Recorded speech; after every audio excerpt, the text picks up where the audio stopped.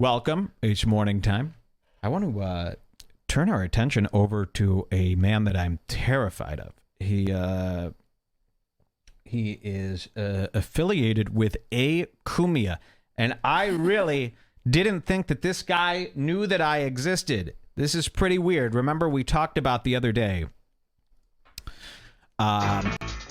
We talked about this. The Deep End, Anthony Cumia's Demented World, Part 5, the Joe Cumia special. And I hope you guys watched this 54-minute documentary by Beige Frequency that focuses on Cumia's brother. This is the plaintiff, Joseph Cumia. A racist, misogynist, pedophile, Nazi, white supremacist, card-carrying, violent pedophile. Whoa. Hey, guys, you guys all got to work on that audio, bro.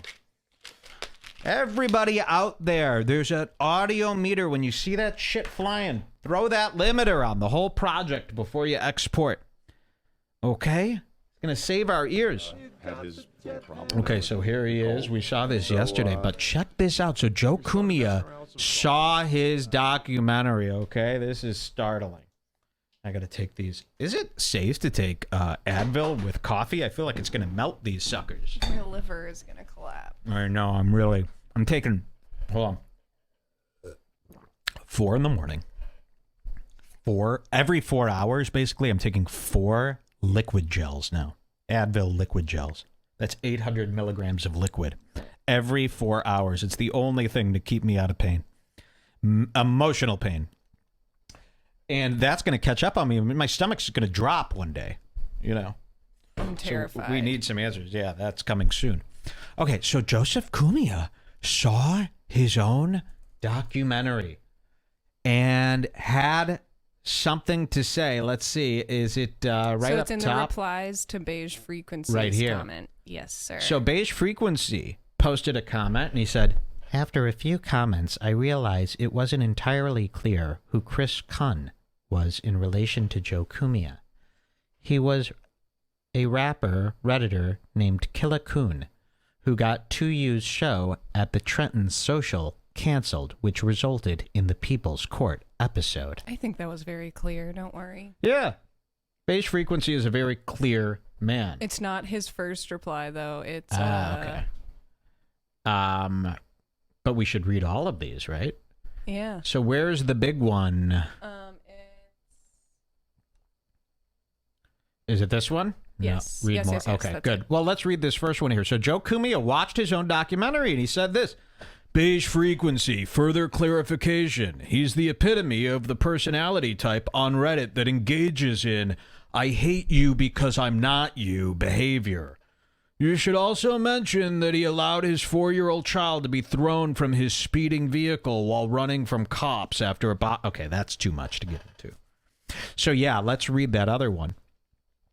So he's responding, and I'm sure everybody is probably going nuts reading this, right?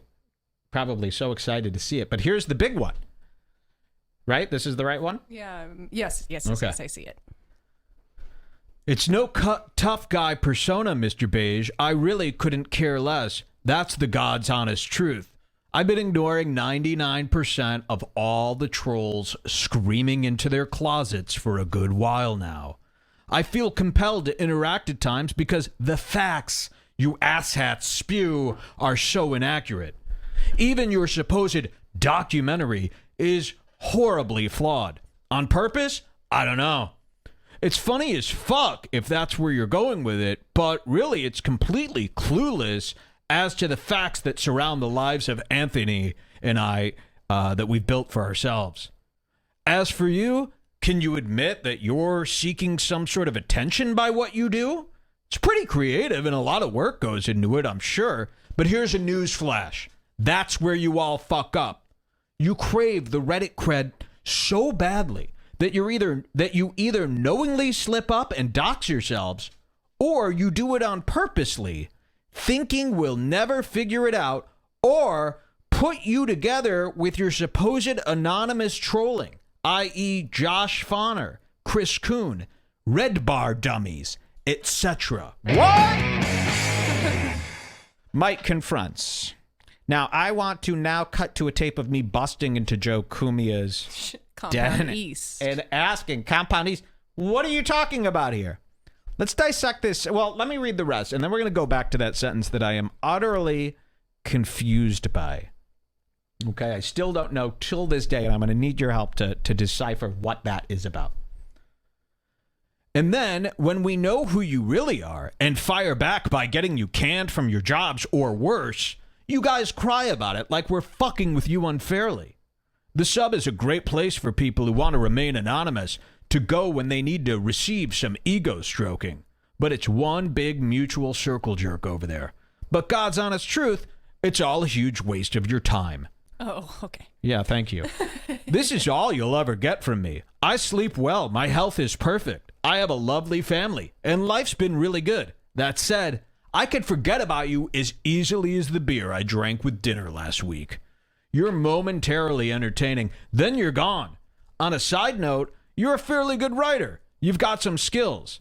If that's you narrating, well, you do that well also. You really should put it to work for yourself. Aspire to entertain more than just the mutants from the sub. Again, investigating reporting will never be your strong suit. You're a fairly good parodist. Stick to the humor.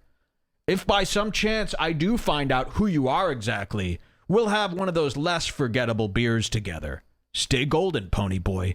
LOL. Wow. The ramblings of a liar. Joe Cumia. And when Anthony sees this, doesn't he go, "Oh no, what have you done? Brother Joe, please." Or does he go, Anthony Cumia is so out of touch with his own emotions that even though he feels that way inside, and even though that's the right thing to do, is, Brother Joe, just shut up. Anthony Cumia in front of Brother Joe is probably like, yeah, I don't care. I don't give a fuck. Yeah, tell him off. But that conflicts with what he really believes, which is, what are we doing? Why are we antagonizing? This has just started everything over again. So let's go back to that sentence where he put my name in his mouth, which is a huge no-no around here. Brother Joe, I've been very fair to you. Why you got to start trouble with me?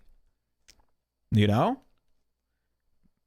going to start confronting Brother Joe a little more often here and see what this is about. And he lumped us with the two worst guys. Well, no, don't say anything like that.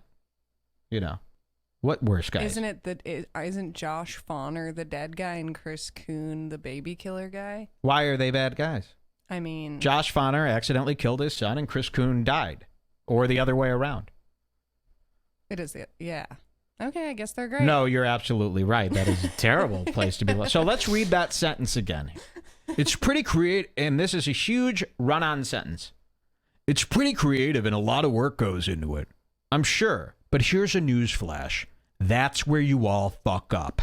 You crave the Reddit cred so badly that you either knowingly slip up and dox yourselves, or you do it purposely thinking we'll never figure it out, or put you together with your supposed anonymous trolling, i.e. Josh Fawner, Chris Kuhn, Bar Dummies, etc. And then, when we know who you really are and fire back by getting you canned from your jobs or worse, you guys cry about it like we're fucking with you unfairly. Okay, what does that mean? Let's start the... Guys, just tell me. I mean, I am not able to decipher it. Because we're not anonymous. And I don't know what Reddit. that means. What is he saying about Bar Dummies?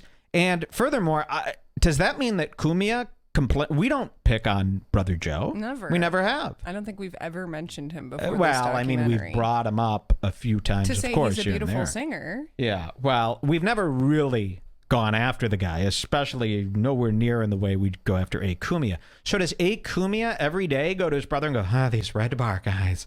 These Red Bar guys. So what are they trying to say? Let's see. They call the two M-Pox and... Okay, that's... D-Docs yourself. We're the dummies. Red Bar is Red Bar. We are Red Bar Dummies. Stick up for us, Mike. What?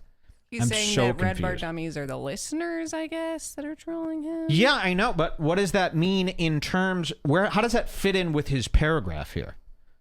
It's pretty creative, but that's where you fuck up. You crave the Reddit cred so badly that you dox yourselves, or you put or put you together with your supposed anonymous trolling. What does this mean? What is the examples? I'm just very unclear technically what this sentence means. Yes, I know he's talking about Red Bar Dummies is anybody that makes fun of Joe Cumia that is associated with Red Bar. I understand. But what does it mean in terms of this sentence in context of that? Jules, do you know? No. We don't know. No. Guy is just lumping in all trolls together. He's a simpleton, Mike. Yes, I understand.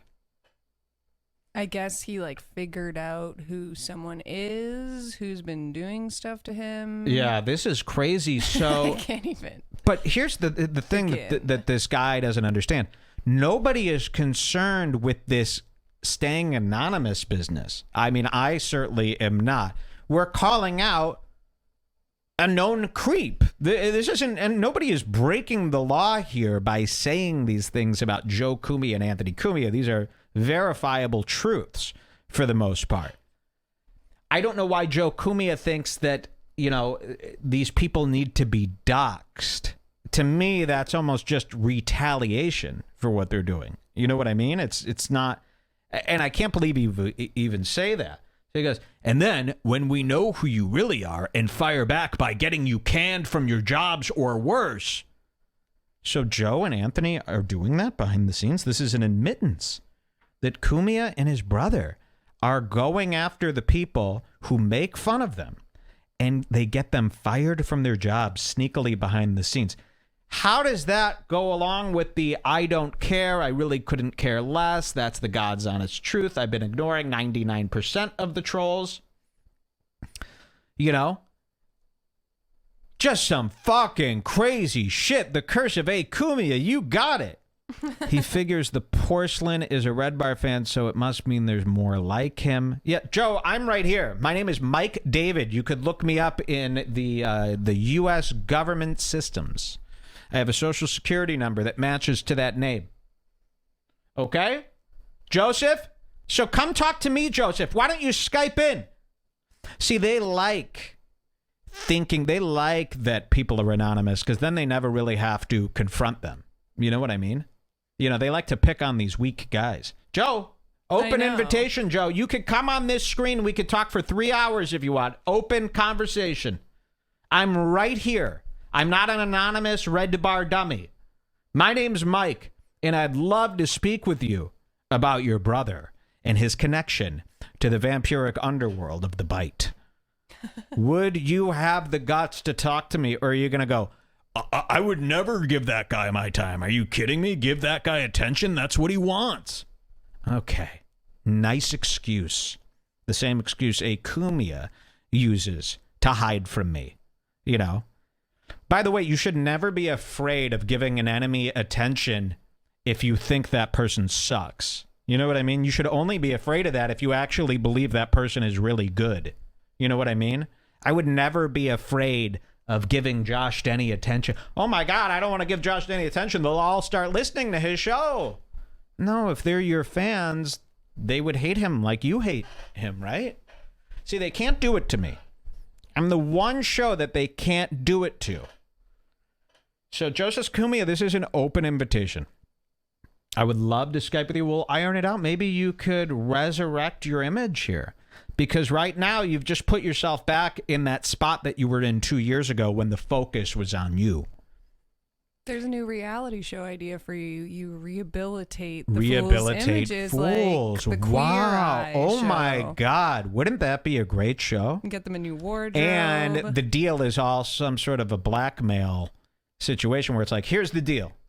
We're going to ridicule you on our show forever, or you have a deal. We make a deal where I can rehabilitate you, you know, but I film it and everything. And we turn you into somebody good. You know, it's kind of like Kitchen Nightmares, but for fools. Yeah. Wouldn't that be a wonderful idea? So, Joe Cumia, this is a safe place for you to come and actually do a nice long-form interview that won't be edited. You know, you're talking to me. I'm a much easier person to talk to than, you know, trying to spill this all out in some sort of YouTube thread. You know, but you have just reactivated a bunch of people. I would assume that they all now hate him even more after this, correct? They've got to. Oh, of course. So, but yeah, I am a little disturbed by that. Keep my name out your mouth, Joe Cumia, unless you're willing to rap with me, okay? Unless you're ready to go head-to-head. Keep my name out your mouth. I don't want to hear that shit. Red Bar Dummies. Don't refer to our people as dummies, okay? You want to talk to me, talk to me. Pussy. Bitch. They won't come on the show. Could you imagine a 3-hour interview with me and Joe Cumia? Man, would that be epic. Cumia would definitely put the kibosh on that real quick. No, don't do it. Trust me on this. Don't do it. Right? They'll never let him. It was like how Cumia wouldn't let Bill Schultz do the show. I think that's what really happened. Do not go on the show. Trust me. We don't want to give them any attention. Yes, you do. Mike confronts surgical summer. Nobody can hurt me.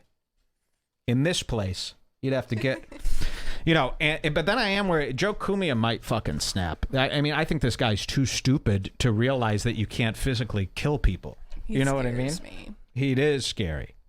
Imagine him and Big A come and just rape me. Imagine I wake up, Joe Cumia's giant fucking hand. His hand is bigger than my whole chest and body. He just puts his hand on me and he fucks me like this. Oof. And then Big A is dipping his nuts into my... Woo! And then they take me and I have to work as their slave. Yeah, exactly.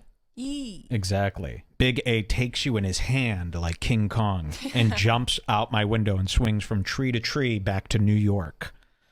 God, that would fucking suck. We need tasers. We need to get a taser. I know. Or a thing that I wear around my neck so if somebody's ever fucking me, we hit the button and we both explode. Yeah. And that guy dies too. Or I just pull a pin out of a grenade and go, so long, sucker! And we both explode. You got to think of a good final line. Yeah. Joseph Cumia looks like a bad guy from The Walking Dead. Yep, definitely. Tax has been banished to the dark web. Yeah, they are a dark web show now. Big A will crush your pelvis with one hand. Yes, he will. I don't know why people want to deny that these guys aren't stone cold killers. Which isn't to be respected. Some people get that confused. They're like, they're not killers, they're losers. No, they're also killers. Not in, I'm not accusing anyone. Joe Cumia takes this very seriously. By killers, I mean they could kill people more than I could if they wanted to, using their bodies. Someone says Big A kisses you during the rape. Yeah. Big A, actually falls in love with me and, pets me. And then I end up, tricking him into unlocking my cage, eventually. That's what he does when I escape. And I'm like, go! Yeah. Fucking Big A. Big A is going to outlive us all, no way. Crowder's also a killer. Gino is flat broke. Gino ain't got no money. Flat broke.